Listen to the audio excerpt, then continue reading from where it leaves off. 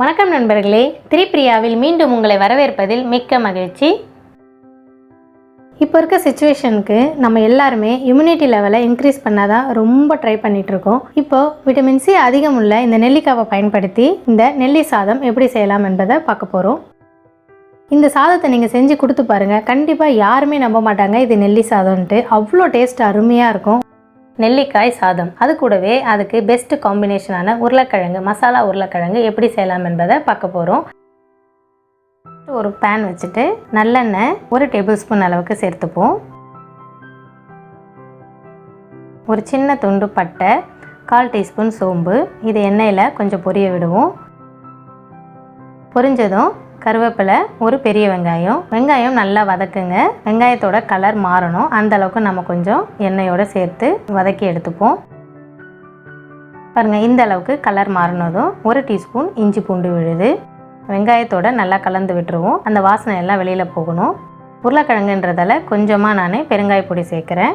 1/4 teaspoon மஞ்சள் தூள், 1 teaspoon chilli powder, 1/2 teaspoon தனியா பவுடர், இதெல்லாம் சேர்த்து ஒரு தடவை வெங்காயத்தோடு சேர்த்து கலந்து விட்டுடலாம். எதுவுமே நீங்கள் கருகாமல் வறுக்கணும். இப்போ நாம் ஆல்ரெடி வேக வச்சுருக்க பேபி பொட்டேட்டோவை இதில் சேர்க்குறோம். சேர்த்து இந்த மசாலா எல்லாம் அந்த பொட்டேட்டோ மேலே கோட் ஆகணும். அந்த அளவுக்கு ஒரு 4-5 தடவை நல்லா கிளறி விடுங்க. இப்போது நான் ஒரு தக்காளியை மிக்சியில் அரைச்சி எடுத்திருக்கேன், அதை இதோடு சேர்த்துருவோம். இதில் நான் தண்ணி எதுவுமே சேர்க்கலை, வெறும் அந்த தக்காளி ஜூஸில் மட்டும்தான் இப்போ இதை குக் பண்ண போகிறேன். தக்காளி ஜூஸு பொட்டேட்டோவில் எல்லாம் சேர்கிற மாதிரி கலந்து விட்டுட்டு தேவைக்கேற்ப உப்பு, 1/4 டீஸ்பூன் கரம் மசாலா, நல்லா எல்லாமே கலந்து அந்த கிரேவி எல்லாம் பொட்டேட்டோ மேலே வரா மாதிரி சேர்த்து விட்டுட்டு சிம்மில் ஒரு 10 நிமிஷம் குக் பண்ணுங்கள். நல்லா அது ஃப்ரை ஆகும். நான் எடுத்துருக்கிறது 8 நெல்லிக்காய் எடுத்திருக்கேன். நெல்லிக்காவை ஒரு 2-3 தடவை நல்லா கழுவி எடுத்துக்கோங்க. முடிஞ்சால் மஞ்சள் பொடி, உப்பு சேர்த்து கழுவி எடுத்துப்போம். இட்லி பாத்திரம் வச்சு ஆல்ரெடி தண்ணியை கொதிக்க விட்டு வச்சுருக்கேன். நெல்லிக்காவை வச்சுட்டு இப்போ மூடி போட்டு 10 நிமிஷம் குக் பண்ண போகிறேன்.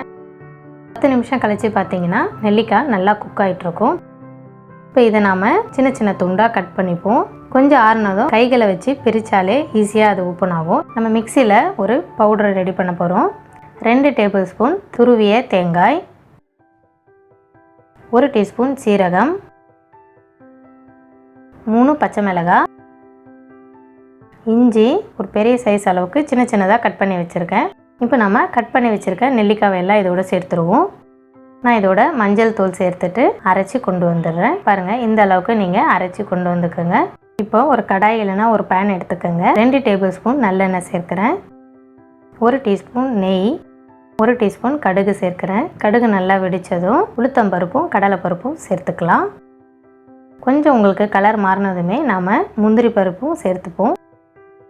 இப்போது கருவேப்பிலையும் 2 பச்சை மிளகாவும் சேர்க்குறேன், 1 வரமிளகா. இப்போ இதெல்லாம் எண்ணெயோடு சேர்த்து வறுத்துருவோம். கொஞ்சமாக பெருங்காய பொடி. இப்போ நம்ம ஆல்ரெடி அரைச்சி வச்சுருக்க இந்த நெல்லிக்காய் பேஸ்ட்டை இதில் சேர்த்துக்கலாம். உப்பு 2 டீஸ்பூன் சேர்க்குறேன். இப்போ இந்த மசாலாவை நல்லா அந்த எண்ணெயில் ஒரு 2 நிமிஷம் கிளறி விடலாம். இப்போது நான் வேக வச்சுருக்க சாதத்தையும் சேர்த்துட்டு இப்போ எல்லா சாதமும் ஒன்றா மிக்ஸ் ஆகிற மாதிரி கலந்து விடுங்க. இப்போ நாம் கொத்தமல்லி தழை தூவினோம்னா நம்மளுடைய நெல்லிக்காய் சாதமும் அது கூட தொட்டு சாப்பிட மசாலா உருளைக்கிழங்கும் சூப்பராக ரெடி ஆகிடுச்சு. இதை நீங்களும் செய்து பாருங்கள். உங்கள் கருத்துக்களை கமெண்ட் செக்ஷனில் எழுதுங்க. மீண்டும் ஒரு நல்ல ரெசிபியில் சந்திப்போம். மறக்காமல் நம்ம சேனலை சப்ஸ்கிரைப் பண்ணுங்கள். நன்றி, வணக்கம்.